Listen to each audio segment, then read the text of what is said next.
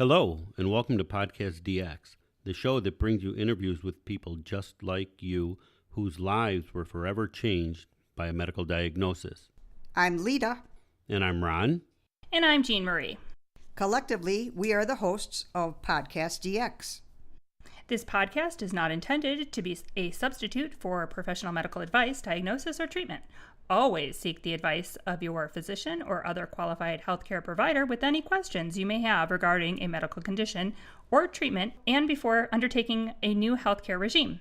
And never disregard professional medical advice or delay in seeking it because of something you've heard on this podcast. On today's show, we will be speaking with Raina, an education major and future teacher from the Chicago suburbs.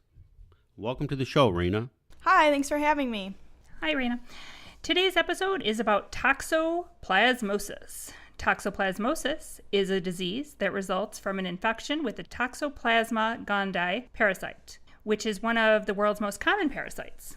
It's so common that the Centers for Disease Control and Prevention estimate that over 30 million people in the U.S. carry the Toxoplasma gondii parasite. However, most are asymptomatic because the body's immune system usually keeps the parasite from causing illness. Other common parasites our listeners may have heard of include tapeworms, protozoa, ticks, fleas, lice, and mites. A parasite is an organism that lives in or on another organism, its host, at the host's expense. The parasite feeds off its host. Well, wait a minute. We're hosts on yet PodcastDX. another reason not to be a podcast host. Okay. Yep. Damn you, Toxoplasma gondii. God. You know, that's not what he meant. A parasitic disease is an infectious disease which is either caused or transmitted by a parasite. Raina, how can someone get infected by the Toxoplasma gondii parasite if they're not a podcast host? Well, according to the Mayo Clinic, there are several ways by which you can become infected.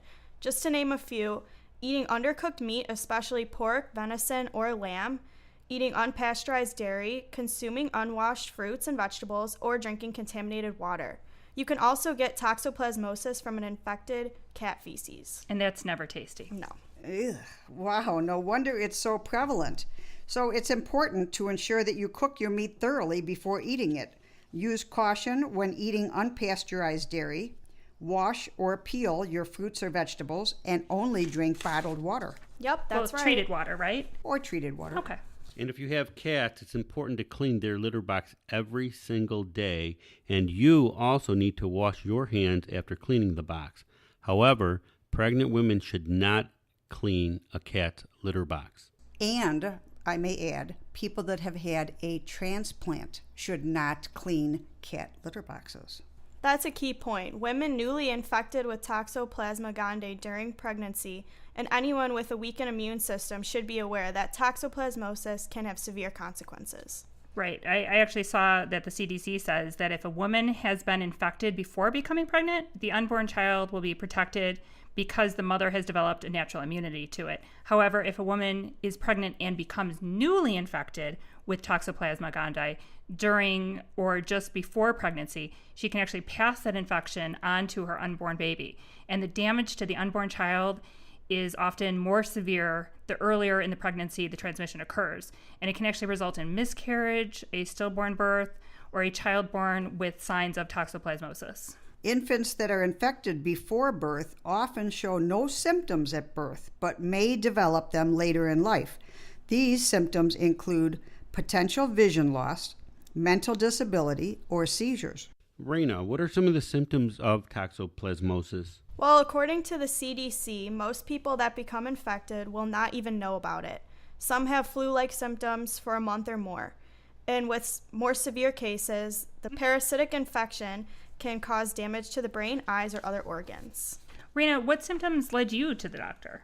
So mine is actually ocular toxoplasmosis. So I could see like floaters in my eyes, and that was mainly my symptom. I might have had flu-like symptoms, but I just probably thought it was like a flu or sickness that I had. But my main reason was because of the floaters that I could see. Okay.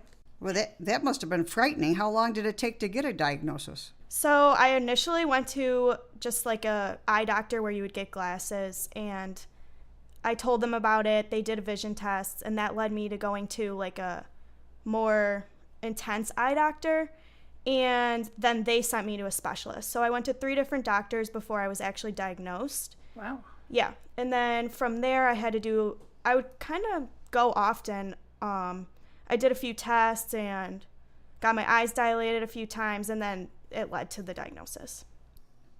So you don't really know what kind of test they did to diagnose you? I did a lot of just like standard eye tests. I would have to read lines. I had to do like when they puff the air in your eye.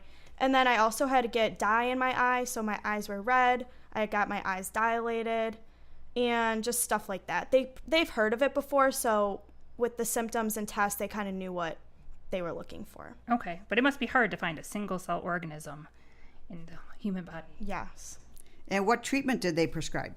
I was heavily medicated. I had a lot of different prescriptions that I was on, to the point where I was actually sick from the medicine. Oh, geez. But it goes the actual parasite goes dormant. So right now I don't have to take anything, but if it ever was active again, then I would be back on the medicine. But for now, I'm just not on anything.